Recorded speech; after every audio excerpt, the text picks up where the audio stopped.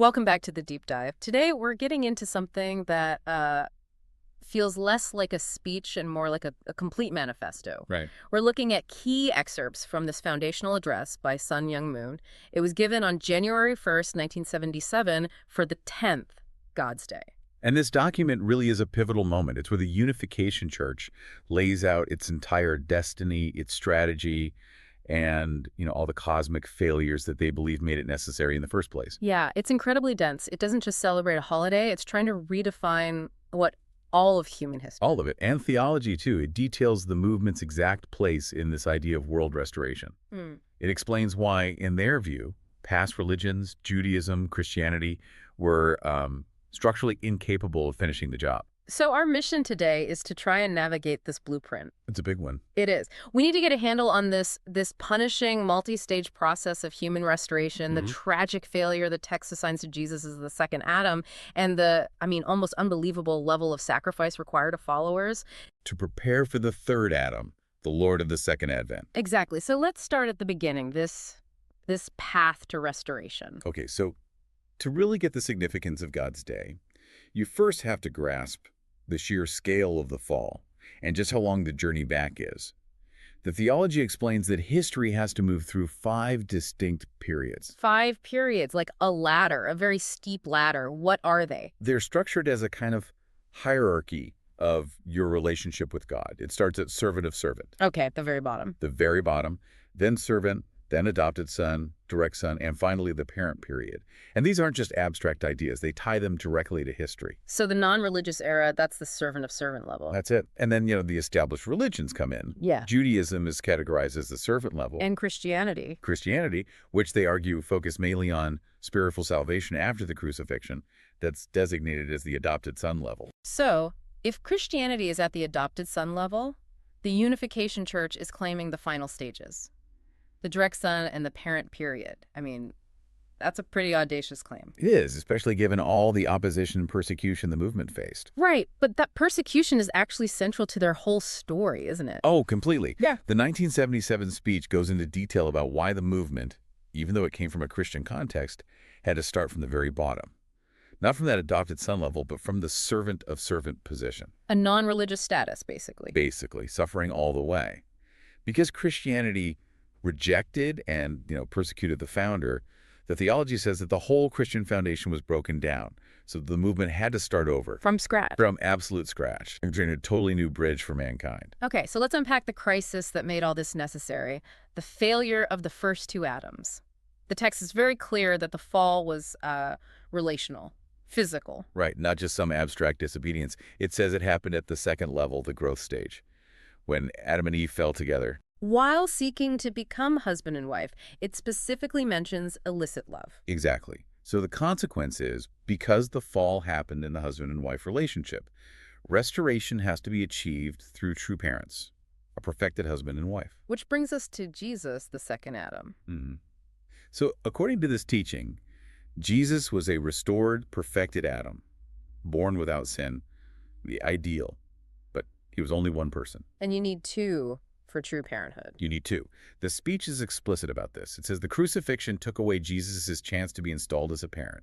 He ascended as a bachelor, and so he remained, in a way, in the archangel position. Which means his work could only ever be spiritual. Right. Only spiritual salvation. The physical side was left completely undone. And the linchpin, the moment where physical salvation was supposedly lost, they placed that failure squarely on John the Baptist. This is one of the most distinctive claims in the whole theology. Yeah. John the Baptist wasn't just some guy preparing the way. He was meant to be the restored Adam. The perfected representative of fallen mankind. Exactly.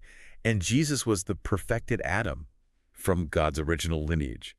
So John was supposed to be the bridge, connecting all of fallen history to God's perfection. Their union was supposed to create the physical foundation for salvation. It was essential. And because John the Baptist, in their view, failed to unite fully with Jesus, that physical foundation just shattered. It was lost. And that's why Christianity is stuck at the adopted son level. Permanently. Unable to deal with a satanic world on a physical level.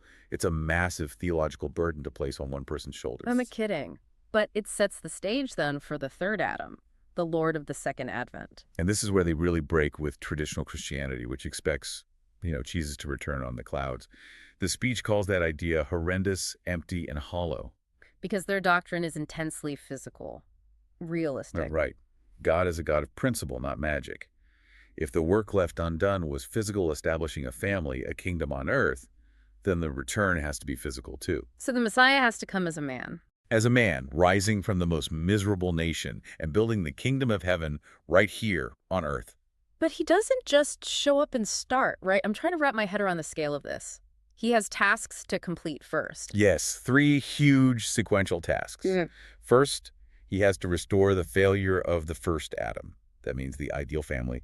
Second, he has to complete the mission of the second Adam, Jesus. Establish the true parent foundation. Right. And only after those 2 historical debts are paid off can he even begin his own unique work. It's like a historical obstacle course just to get to the starting line. It really is. So how is anyone supposed to recognize this person if he isn't arriving in a blaze of glory? That's the critical question. And the speech tackles it head on. It suggests God might intentionally choose him to come in a miserable fashion. What do you mean miserable? Like a laborer, a dock worker, a hunchback, or even a cripple. Wow, why that deliberate choice of suffering or imperfection? Well, the logic is, it's striking. The idea is that if the Messiah appears in the most humble, miserable condition possible, and all of mankind still bows down and loves him, The debt of sin gets paid off faster. that's the theory. Indemnification happens faster. External superiority is irrelevant. In fact, profound humility might be the most strategic weapon. That completely inverts the whole expectation of power and glory. So this demands an equally intense revolution from the followers themselves. A great revolution. Yeah. It's a total reset.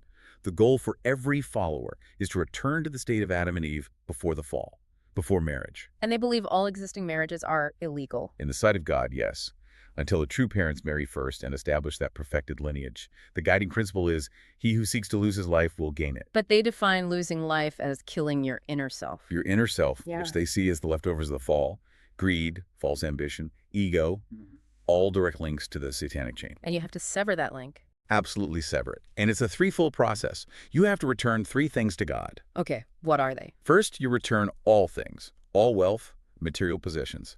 Second, you return all love, separating from selfish attachments. And third, and this is maybe the most shocking, you return life itself. Life itself. Because the text claims that human souls are spiritually born of Satan, not God. And they have to be reborn. That is an astonishing claim. I mean, psychologically, to accept that your entire being is flawed from the soul level up. It's total emptying. And it had to be physical. You saw it in the fundraising. The speech says members have to go down to the bottom of the misery of mankind. Bowing down to beggars. Bowing down to beggars, isolating themselves completely from Satan's accusation, even with money. The text is so specific. If you earn $100 and keep just 10. That $10 is a chain Satan can hook onto. Exactly. There's no compromise. 0. Every single debt has to be paid off through physical effort. No magic shortcuts. So how did this internal revolution translate into, external global goals in 1977? The speech suddenly pivots to geopolitics. It does. It draws this direct parallel between the U.S. and the Roman Empire and Korea and ancient Israel.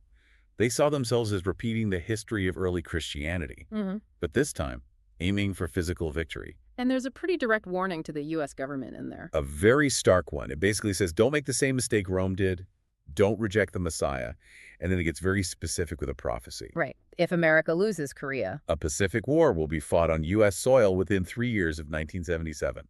The fate of America and the whole free world rests on it embracing the movement's message. And this victory wasn't just spiritual. It was tied to aggressive physical acquisitions. They wanted to occupy the Empire State Building. Yes, and purchase the Twin Trade Centers. Why those two? Well, the mission is physical. They needed visible symbols of status. The Twin Towers was specifically to symbolize Adam and Eve standing side by side, restored. And the Empire State Building. The ultimate symbol of wealth and power.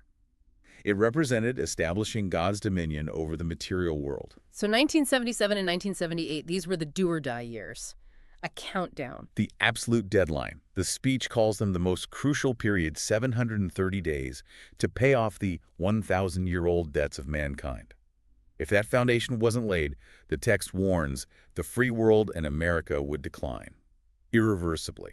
looking back on this whole blueprint, the tension is just so clear. The Messiah's mission is defined as completely non-magical. It's a physical, realistic effort. Mm-hmm. But to achieve it, it requires this almost unbelievable degree of self-renunciation from its followers. And, what the unification theology claims gives it its power is that clarity.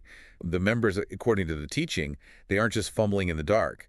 They believe they know the truth, the ultimate goal, and the exact strategy. The exact debt that needs to be paid. Right. And that complete sense of direction, no matter how hard the task, is what the text suggests gives the movement its unique power. And as we close this out, just hold on to that idea, that radical inversion of power.